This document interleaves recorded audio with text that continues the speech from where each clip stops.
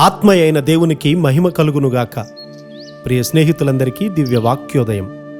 ఈనాటి పాఠ్యభాగము ఎఫెసీ 3:16. మీరు అంతరంగ పురుషుని యందు శక్తి కలిగి ఆయన ఆత్మ వలన బలపరచబడినట్లుగాను తన మహిమైశ్వర్యము చొప్పున మీకు దయచేయవలెననియు అనే మాట ఇక్కడ మనం చదువుతూ ఉన్నాం. యేసు క్రీస్తు వారి యొక్క జీవితం యొక్క మహిమ ఖాళీ సమాధియే కదా. కానీ సిలువలో ఆయన మరణం విషయానికొస్తే నీకు నాకు ఎలాంటి నిరీక్షణ లేదు. ఆయన మన స్థానాన్ని తీసుకొని ఆయన మన కొరకు మరణించారు. ఈ విశ్వాసంతో ఆ సమాధి ముందు మనం నిలబడినట్లయితే గొప్ప కృప మనలోకి ప్రవేశించి మనలను నింపుతుంది. మనము సమాధిని చూసి నమ్ముదాం. మహిమైశ్వర్యములు విడుదల చేయబడ్డాయి.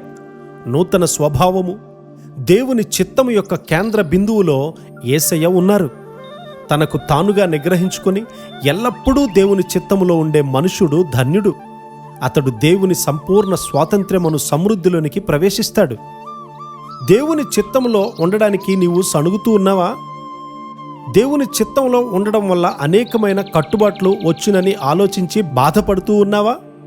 ఈ కట్టుబాట్లు నీలో దేవుని చేత పెట్టబడి నీ గొప్ప వరములను బయటకు తీసుకుని రావడం లేదా? ఇప్పుడు ప్రధానుల కంటే అధికారుల కంటే పైనున్నటువంటి వ్యక్తి ఎవరు? దేవుని చిత్తమును పరిపూర్ణముగా చేయడానికి తనను తాను పూర్తిగా ఉపేక్షించుకున్నవాడే. నీవు అలా చేసినట్లయితే నీవు కూడా పైకి లేపబడతావు.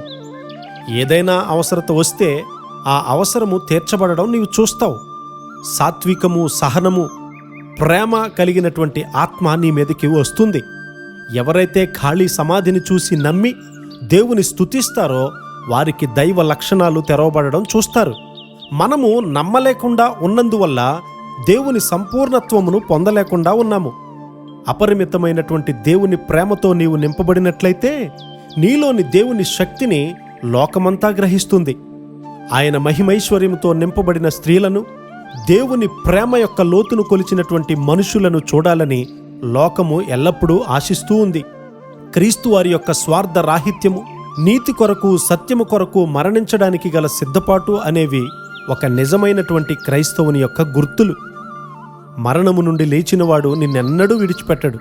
నీ కొరకు దేవుడు దాచి ఉంచిన దానిని నీవు తలంచలేవు. దేవుని రాజ్య అవసరతకు అనుగుణంగా దేవుడు నీకు వరాలను అనుగ్రహిస్తాడు. ఈ వరాలన్నీ కూడా నీవు ఆయన చిత్తాన్ని నెరవేర్చడానికి సహాయపడునుగాక. ఆమెన్.